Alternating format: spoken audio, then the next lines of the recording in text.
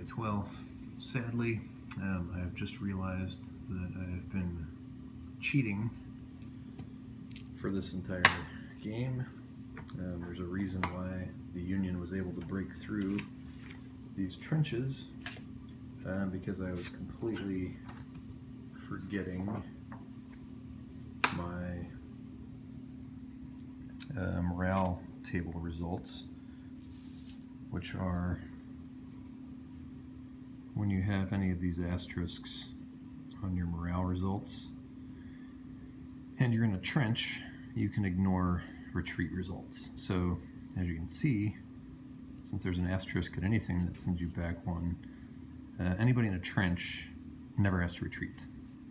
The only way that you can be removed from a trench hex is to be completely eliminated through casualties, or to get a retreat result on a close combat result. Now, the only way that the Union can really have any hope of winning a close combat result in a trench is to be bloodlusted, because the Union units 9 times out of 10 are going to fail their morale check on a close combat, especially in a trench, because the Union, being the attacking of the trench line, is going to be at a -6. So most Union units are a C morale. So you go 1, 2, 3, 4, 5, 6, and they're rolling down here. Now, to get a no effect, and essentially to have a non-retreat result for the Union attacking a trench line, you basically have to roll between 11 and 33. So not good odds of the Union succeeding in staying in a trench combat. And then after that, even, you still then have to go to the odds table for close combat. And this is where the Union might have an advantage, because usually their units are bigger than the Confederates. So they might be rolling in the 2-to-1 or 3-to-1 column, in which case they have about a 50% chance of, or slightly more than, actually, yeah, about a 50% chance of winning a trench combat. So obviously, given that I had a number of results where I was forcing the Confederates out of the trenches when they shouldn't have been, it's just completely wrecked the entire game. So the thing is, I don't think, playing with the rules as written, but I'd really want to play this. So certainly, the Union had terrible odds of getting the Confederates out of these trenches playing with my cheating strategy. Certainly attacking these trenches with the rules as written, there's even less chance that the Union's going to do anything other than just completely annihilate their own army. Now, what that may mean is I need to explore rules that can get them across the river over here and around the trench line. And so it becomes a game of maneuver and time, where, given the fact that the Union command for the 5th and 6th Corps is not great, getting them under orders that will get them underway may well take forever.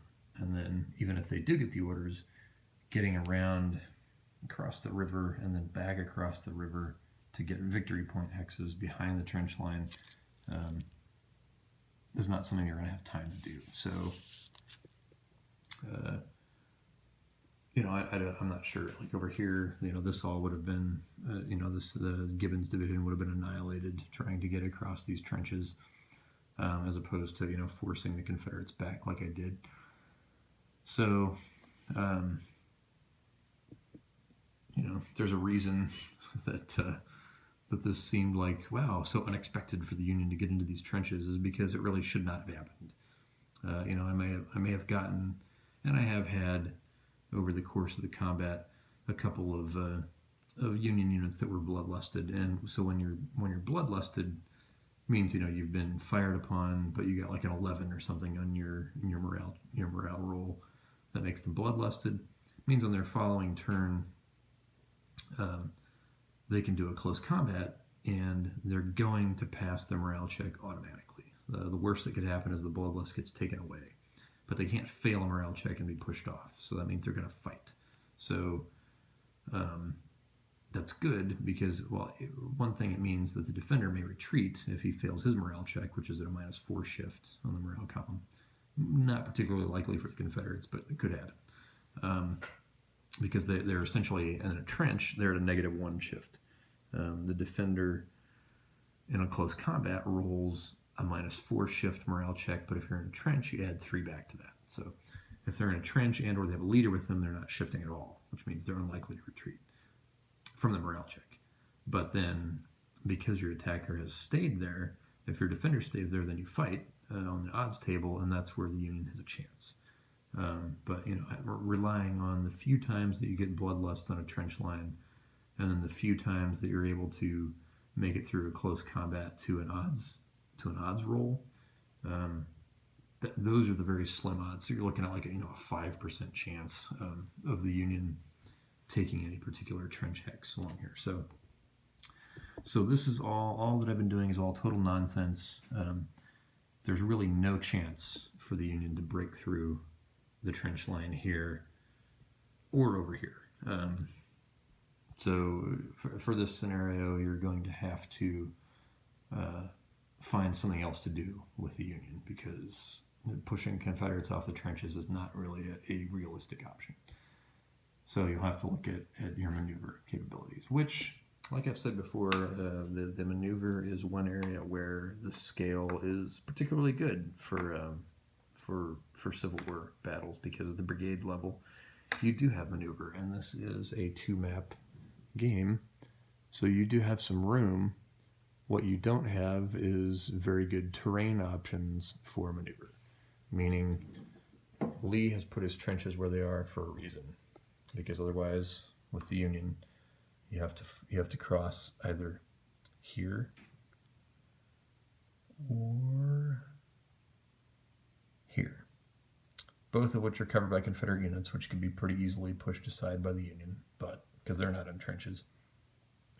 But oh, there's another spot there. So you got 3 spots here where you could potentially cross the Little River, but then you have trails, which for the Union are don't get the half movement. They're one for one because of the special rule for this scenario. So as the Union, you've got to either work your way through this forest to get down to an actual road to get back over towards victory points, or you're spending forever making your way through the woods and across the little streams and stuff to get back across the river here. Now that's going to take forever, so the Confederates on this trench line, knowing that there's no threat coming, could all, of course, just block any possibility of fording the rivers, and that's all you've got on the Little River until down here. So for the Union to get back across to try and get Anderson's Tavern or to make a move on Hanover Junction, they've got to cross at the Mill Dam there, which is just, it's going to be easy for the Confederates to defend that. Not in trenches, but still. Over here, the Union, so assuming they do get across the swamp, but I think with the Confederates, I would do differently. I wouldn't have the First Corps attack. I'd just have the Confederates just totally sit here. Just let the Union cross the swamps, march into the guns and trenches here, and annihilate themselves trying to get to Hanover Junction, because they're just not going to be able to do it. Second Corps is going to annihilate themselves here, and then the Confederates can counterattack and destroy, which is probably what Lee's plans were from the start. So it was fun. It was fun to play when I was playing it, because I was like, "Ooh, breakthrough, exciting! Something's happening."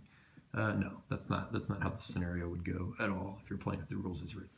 Rules as written, the Union is either going to get annihilated pretty easily attacking these trenches, or they're going to get annihilated or stymied trying to flank the Confederates over here. That's really their only choices. So, in my opinion, that just makes the scenario a lot less appealing. But trenches are different than breastworks, and so I understand the rules as written that you can't force Confederates out of trenches unless you go into close combat. There's just no way. So, the rules are what they are for a reason, and that's where this is at.